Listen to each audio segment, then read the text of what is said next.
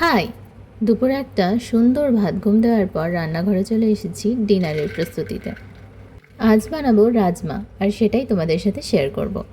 ভালো লাগলে একটা লাইক আর প্লিজ চ্যানেলটা সাবস্ক্রাইব করে দিও। প্রথমে রাজমাটা সেদ্ধ করে তারপর মশলার জন্য আদা, রসুন, টমেটো, লঙ্কা একসঙ্গে মিক্সিতে পেস্ট করে নেব, আর পেঁয়াজটা কুচি কুচি করে কেটে নেব। কড়াইতে সর্ষের তেল দিয়ে পেঁয়াজ ভেজে নিয়ে দিয়ে দেব মশলাটা। আমি বানাচ্ছি বেঙ্গলি স্টাইল রাজমা। এরপর মশলার মধ্যে একে একে লবণ, হলুদ, ধনে জিরে গুঁড়ো সব কিছু ভালো করে মিশিয়ে কষিয়ে নেব। কষে মশলা থেকে তেল ছেড়ে গেলে দিয়ে দেব সেদ্ধ করে রাখা রাজমাটা। এটা যেমন হেলদি হয় তেমনি খেতে ভীষণই টেস্টি হয়, তোমরাও একবার ট্রাই করে দেখতে পারো। আমি কিন্তু রাজমাটা 5-6 ঘন্টা ভিজিয়ে রেখেছিলাম, তারপরে সেদ্ধ করে নিয়েছি।